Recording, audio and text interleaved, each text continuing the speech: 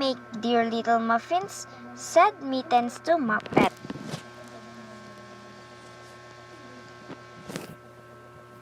Sige na nga, ano na lang mga 20 kasi mabilis lang pala.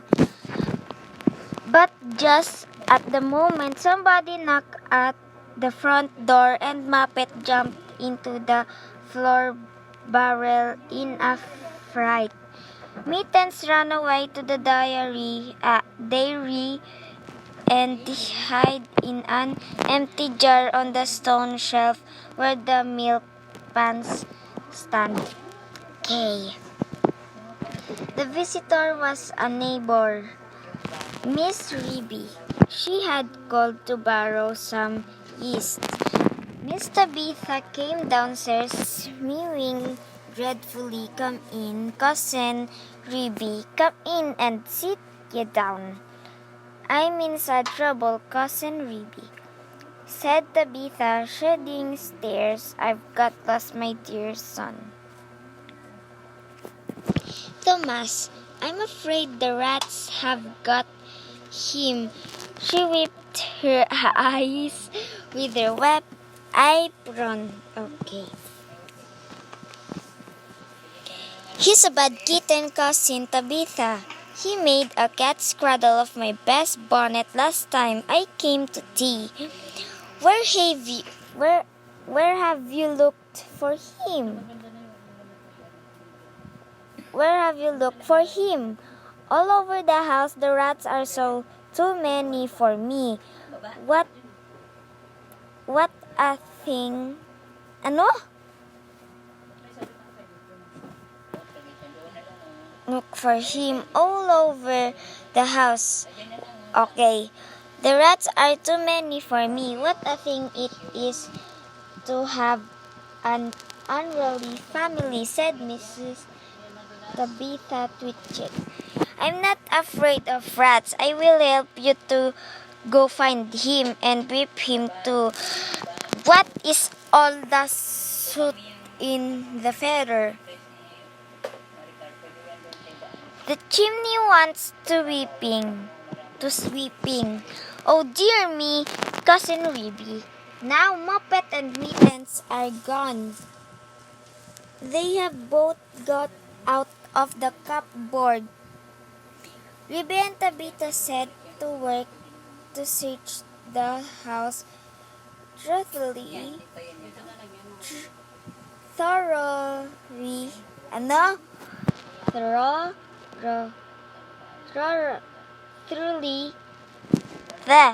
Thoroughly again.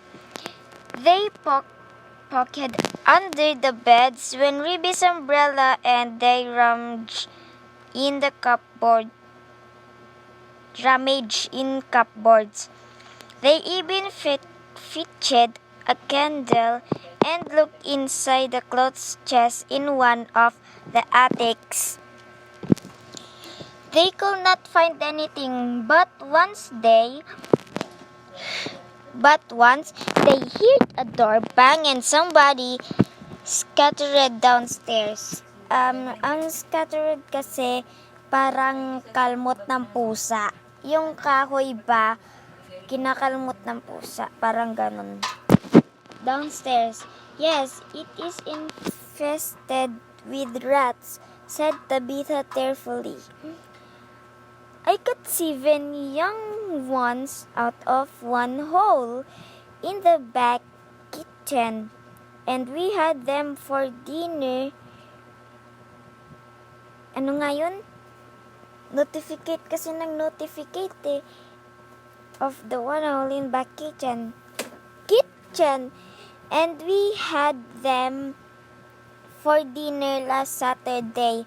And once I saw the old father rat, an enormous old cat. Okay. Saan na ba yung old rat? Old rat. Cousin Ribby, I was just going to jump upon him when he showed these yellow teeth at me and whisked down the hole. The rats get upon my nerves, Cousin Ruby, said Tabitha. Ruby and Tabitha searched and searched. They both heard a curious roly-poly noise under the attic floor, but there was nothing to be seen. They returned to the kitchen.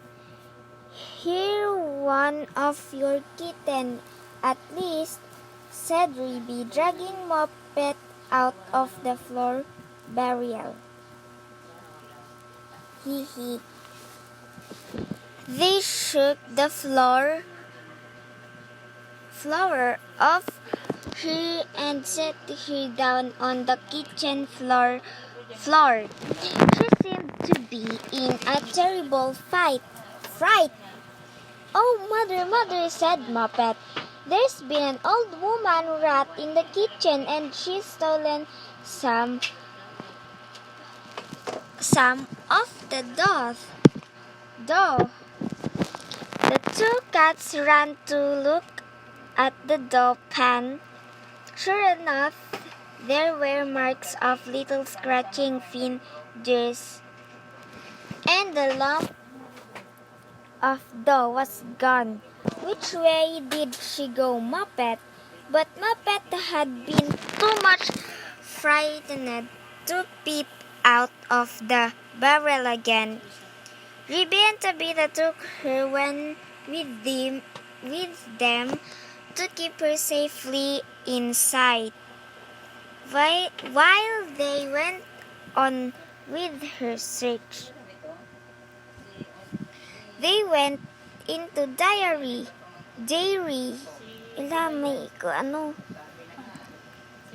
The first thing they found was Mittens hiding in an empty jar.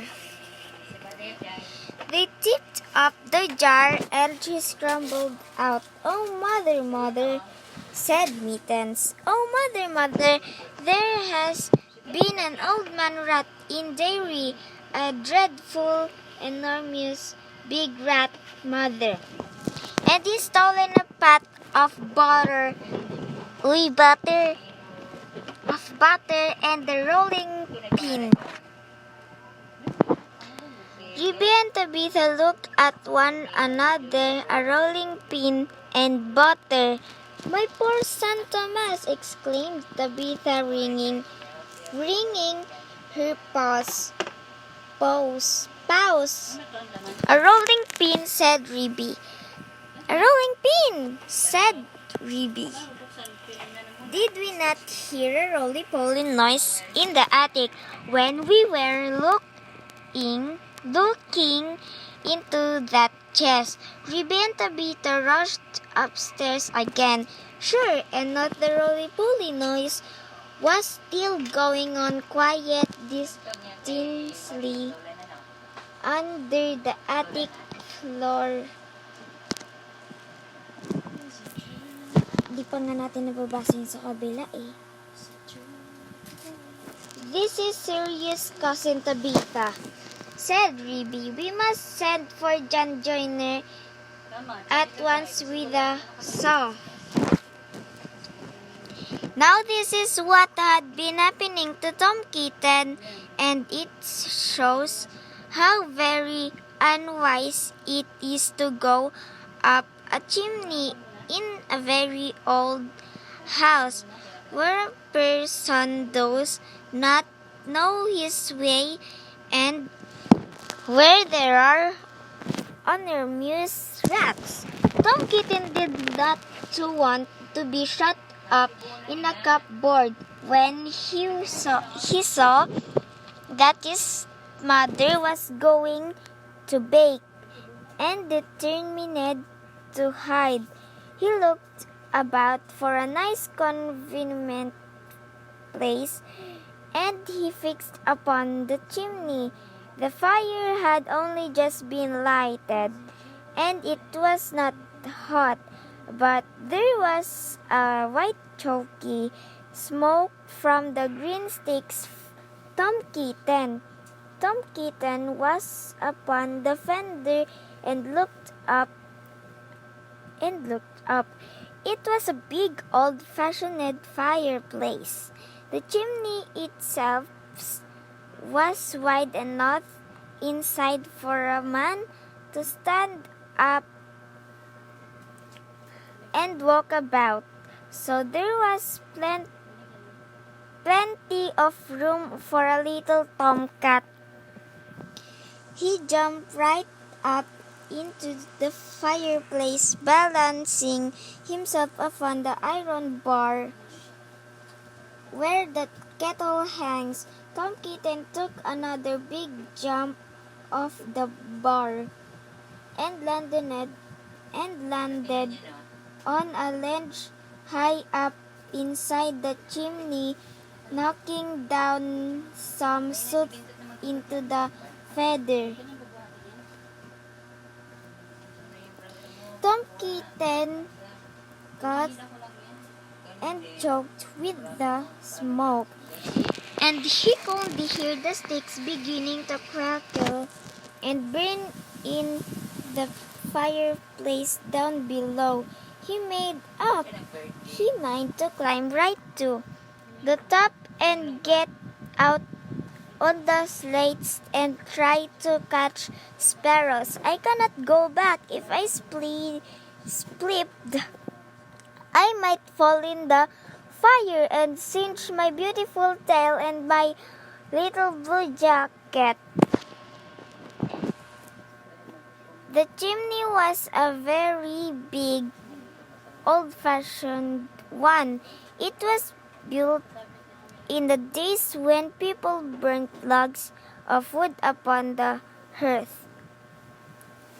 A chimney stack stood up above the roof like a little stone tower, and the daylight shone down from the top under the slanting slates that kept out the rain. Tom Kitten was getting very frightened. He climbed and up,